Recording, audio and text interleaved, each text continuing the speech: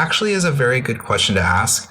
You know, Obi-Wan came back as a Force ghost for Luke, you know, and there's, of course, its polarity. So is there, on the opposite side of the Dark Force, Force ghosts? The answer is yes.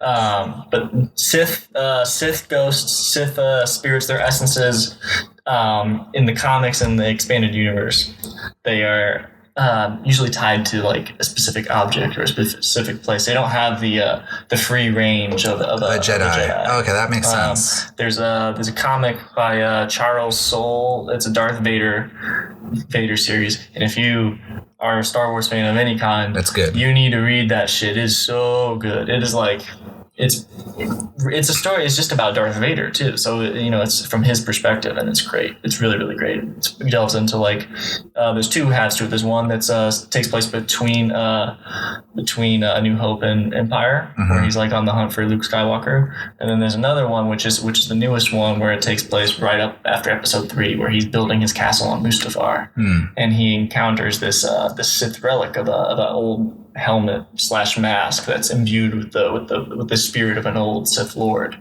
and he's trying to gain knowledge from the Sith Lord to try to resurrect Padme. Wow, You should check it out. That's deep, bro. He goes on a fucking a Sith spiritual journey. Oh, bro. Like in his head. Bro, you know, it's funny because that is like the Darth Vader movie that I think we really wanted. Like, here's what I would have loved to have seen. They dropped the ball on this, and James Earl Jones, you know, I mean, he's going on in his years, so I mean, the window of opportunity is becoming like, you know, smaller and smaller. But still game to return. Yeah, he's coming back. I hope so, man. I would love to see a Darth Vader movie that goes between Episode 3 and 4 and going about trying to resurrect Padme. That's fucking brilliant. Dude, yeah. Or does he, you know? Training the fucking Inquisitors, the Sith Inquisitors, who are just like dark Jedi pretty much, like, and how he deals with them and, you know, is in charge of all them.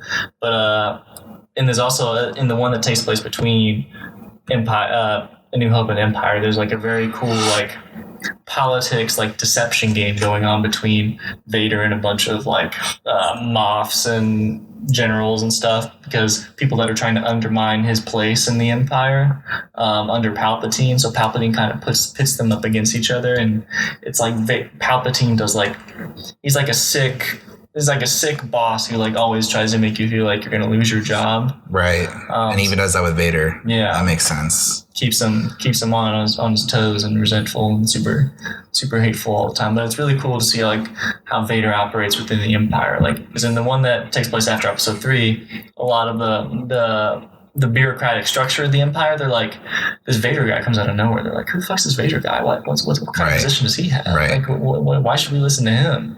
And, you know, so it's like Vader like kind of has to earn his place as second in command. It's cool. It's really cool. That's dope, man. Check it out. Where is that at again? The comic book, right? Yeah, it's just Marvel Comics, just Vader. The Vader series. Yeah. Okay, I'm gonna check that out. Dude, that does check it out. It's really cool. It's one of the few comics. I haven't read a lot of comics in my time, but I've read all the Vader. You comics. had me at the resurrection of Padme as cool. Vader. God damn, that's beautiful. Yeah, because that's the whole reason he went to the dark side in the first place, or why he was willing to test it, because he was so up in arms about, you know, losing people he loved. Does Padme come back as a Force ghost in that? No, it doesn't work. It's not working. It doesn't work out for him. But and that's also picked up in the fucking Vader VR series. It just gave me a good idea for like a Vader. I mean, just have you seen the Star Wars Theory? The Vader fan film? No. No, I don't think I have. Really? Have you heard of it? No. This dude on YouTube, it's called Star Wars Theory, and he basically has a ton of videos that are like basically just explaining like canon and non-canon stories of Star Wars. But he put a bunch of money together and made his own fan film. He wants to make it a series. It was like a big thing where like Lucasfilm, Disney was going to shut him down because he crowdfunded it. But, you know, and the rules for the next episode is he has to do it all himself. Like the money thing got weird because it was like a high budget. He spent like a couple $100,000 on it. And I got to visit the set because my buddy was the art director. Is it out here? Yeah, it was down in San Pedro.